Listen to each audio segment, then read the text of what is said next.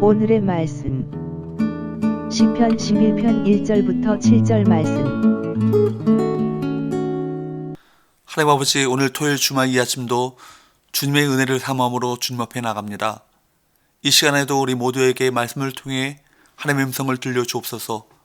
예수님의 이름으로 기도합니다. 아멘. 할렐루야. 성교 성도 여러분, 오늘도 하나님의 은혜와 평강이 가득한 하루가 되시길 축복합니다. 오늘 우리에게 주시는 하나님의 말씀은 시편 11편 1절에서 7절 말씀입니다. 오늘 보면 3절에 나오는 것처럼 터가 무너진다 라고 하는 것은 당하는 사람에겐 참 어렵고 힘든 일입니다. 그 터라는 것이 건강이든 직장이든 이념이나 신앙이든 아니면 자기 집터이든지 간에 터가 무너진다는 것은 정말 괴로운 일입니다. 매년 일어나는 태풍들을 한번 보십시오. 그로 인하여 어려움을 당하는 수재민들을 기억하십니까? 강물이 범람하여 집이 완전히 침수되었다가 빠진 집들, 그 가운데 집안 살림은 다 강물에 떠내려가고 기둥과 뼈대만 앙상하게 남은 집들, 참으로 안타까운 모습들을 볼 수 있었습니다. 그런데 그 중에서도 아예 집이 있었던 흔적마저도 완전히 없어진, 말하자면 집터까지 파이고 무너져 내린, 없어져 버린 그런 집들도 있었습니다. 이럴 때 사람들은 어떻게 해야 하는가? 어떤 자세로, 어떤 각오로 살아야 하는가? 바로 이것이 오늘 함께 나누려는 말씀의 주제인데, 요한 함께로 피해야 한다는 것입니다. 그래야 하나님이 살피시고 도와주신다는 것입니다. 그러나 대부분의 사람들은 그렇게 생각하지 않습니다. 그래서 이렇게 말합니다. 아니, 터는 무너져 내려 당장 먹고 살 길도 막막한데 하나님께 피한다고 뭐가 되나? 새같이 산으로 도망가는 것이 해결책이 아닌가? 1절, 내가 여호와께 피하였거늘 너희가 내 영혼에게 새같이 내 산으로 도망하라 하면 어찌함인가? 살아가면서 피할 곳, 의지할 곳이 있다면 행복한 일이라고 생각됩니다. 반면에 어느 곳 하나 의지할 곳이 없다면 참 외롭고 고독함을 느낄 것입니다. 그런데 의인이 피하는 처소와 세상 사람들이 피하는 처소가 다릅니다. 도스토옙스키는 이렇게 말했습니다. 괴로움은 인생의 본질 중에 하나이다. 괴로움을 피하려 하지 말라. 깊은 골짜기가 있어야 높은 산이 있다. 그러나 여호와께 피하라. 그러면 여호와께서는 그 괴로움을 이기게 하신다.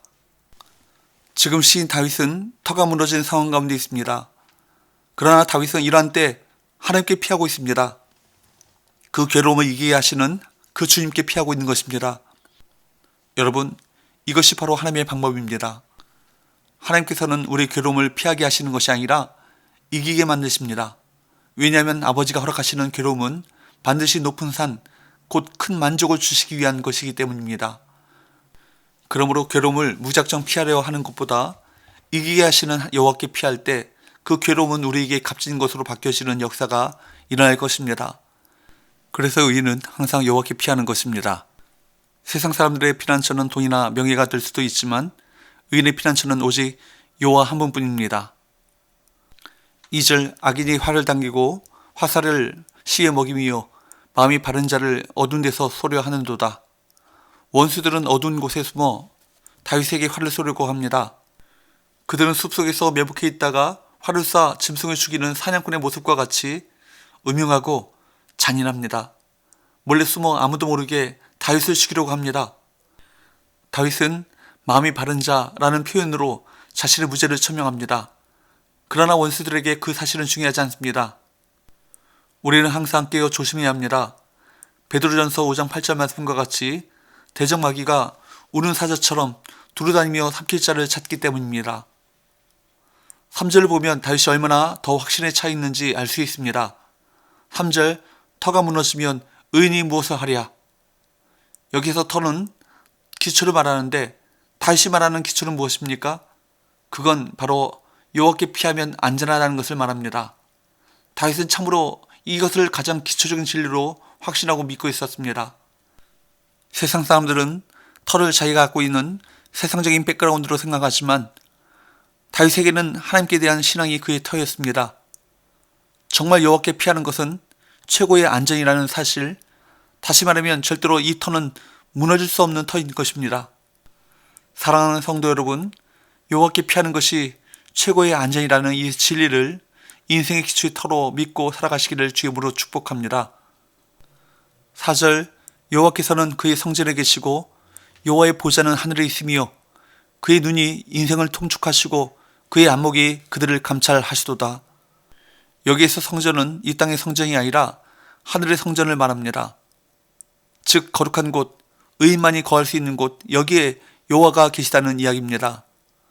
이것은 바로 여호와는 깨끗하시고 공의로우신 분위기에 의인된 백성을 철저하게 지킨다는 것을 나타내고 있습니다.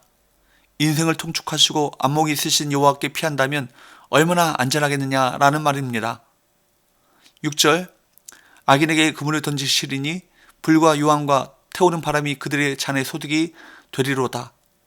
이것은 악인을 멸하시고 의인을 구원하시는 하나님이신데 의인된 내가 피할 곳이 어디이겠느냐? 그런 말씀입니다. 저와 여러분은 의인된 줄로 믿습니다. 오직 여호와께서만이 피난처가 되는 줄로 믿습니다. 마지막으로 다윗은 의인이 하나님의 사랑을 받고 하나님의 얼굴을 보게 된다고 선언합니다. 7절 여호와는 의로우사 의로운 일을 좋아하시나니 정직한 자는 그의 얼굴을 배우리로다. 정직한 자가 하나님의 얼굴을 본다라는 말은 하나님의 임재를 경험하고 하나님과 교제한다는 의미입니다. 다윗은 주님과 다시 교제함으로 인생의 위기를 극복합니다.